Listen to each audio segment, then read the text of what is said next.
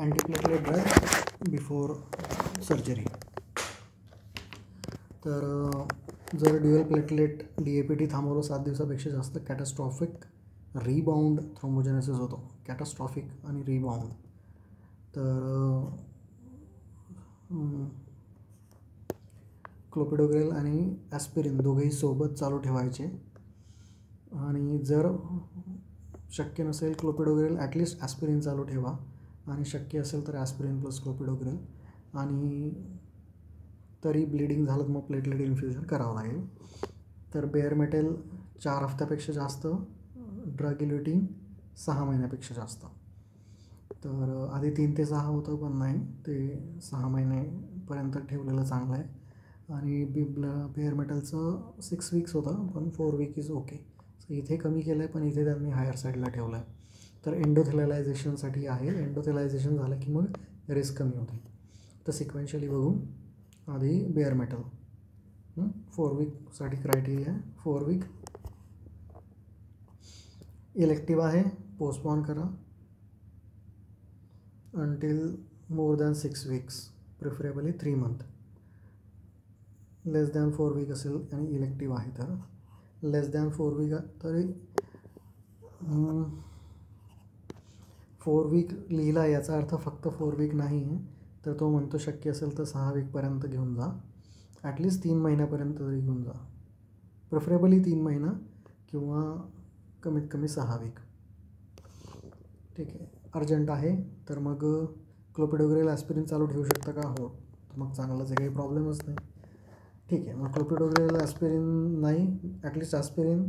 ठीक आहे, ॲस्पिरिन चालतं आहे, चालेल. ठीक आहे. नाही आणि नाही चालू ठेवता येत, मग ब्रीच करावं लागेल. जर इमर्जन्सी आहे प्रोसीड करा सर्जरीला, कारण की DAPT गेलं खड्ड्यात, तुम्हाला सर्जरी करायचीच आहे. तर मल्टीडिसिप्लिनरी लागेल, तुम्हाला हायर सेंटरला ल्यावं लागेल. मिनिमल इन्व्हेजिव्ह करा, लॅब किंवा रोबोट, जेणेकरून थ्रोम्बोसिस कमी होईल. किंवा मग ब्लीड झालं या गोष्टींमुळे तर मग तुम्हाला ब्लड प्रॉडक्ट्स प्लेटलेट्स रेडी राहतील. ठीक आहे.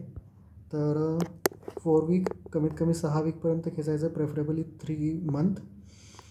ॲस्पिरिन चालू ठेवता येतं तर कमीत कमी ॲस्पिरिन ठेवा. ॲस्पिरिन पण नाही, क्लोपिडोग्रेल पण नाही, मग ब्रीच करा.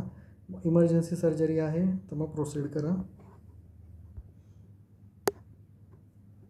इमर्जन्सी म्हणजे तुम्हाला स्टॅट घ्यावं लागेल. इथे ब्रिजिंगला तुम्हाला वेळ आहे म्हणून अर्जंट सर्जरीजमध्ये.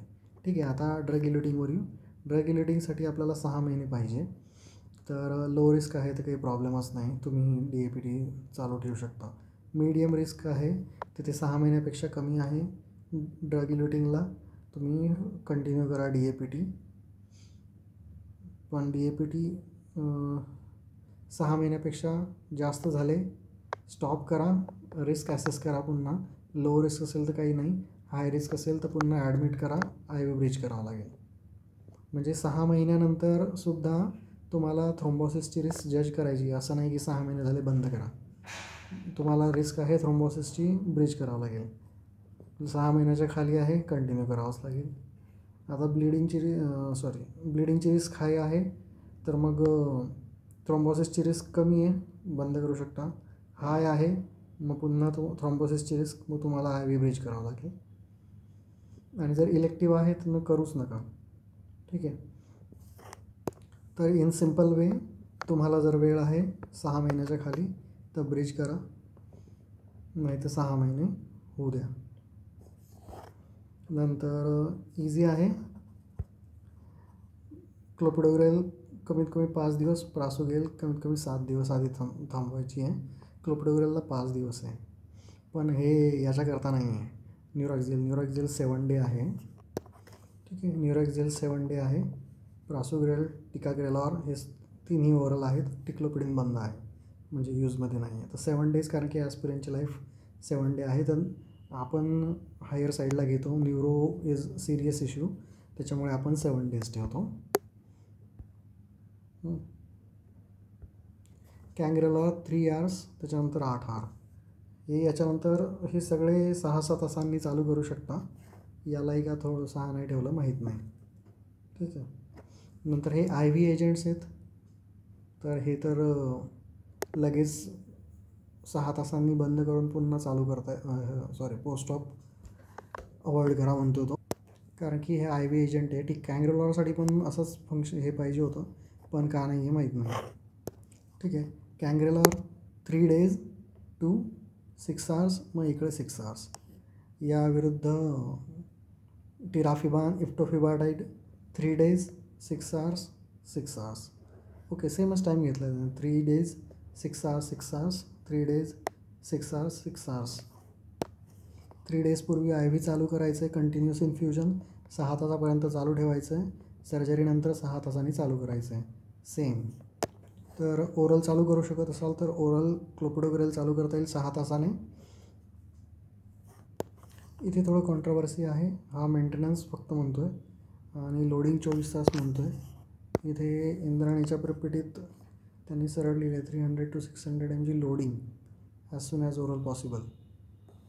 तर थोडा झोल आहे, पण ॲक्च्युली सॉरी, ओके, हो, दिस इज फॉर स्टेंट आणि there we are talking about न्यूरॅक्सिल.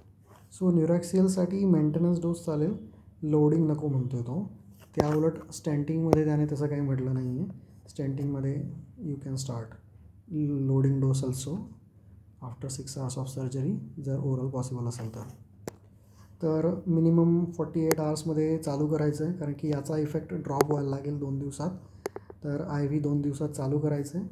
आणि इथे पण सेम आहे, फक्त टिरोफिबान इप्टाफिबायटिसाईडसाठी तुम्हाला रिनल क्लिअरन्स बघावा लागेल. याच्या इथे रिनल क्लिअरन्सचा काही इश्यू नाही आहे. So 7 days prasugrel, 5 days clopidogrel, हे स्टेंटसाठी चालू आहे.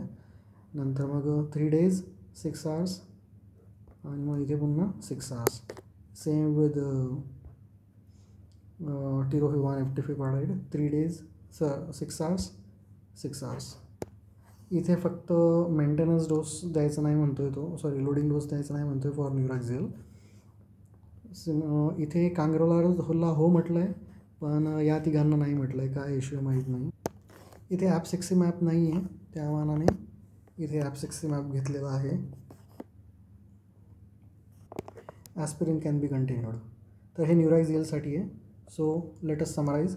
न्यूरॅक्सिलसाठी aspirin can be continued 7 days not 5 days, आणि बाकीचे पण प्रासुग्रेल टिकाग्रेल 7 days आहेत. हे इन्फ्युजन्स आहेत बाकीचे 3 hours पूर्वी बंद करायचे म्हणतो आहे तो, आणि 8 hours नंतर चालू करायचे, हे पण 6 hours नंतर. स्टेंटमध्ये 6 hours 6 hours 6 ते थोड्या मार्जिन्स वेगवेगळ्या आहेत. 3 hour 8 hour आणि 6, आणि इकडे काहीच नाही आहे. ठीक आहे, एक्स्ट्रापोलेट करू शकतो.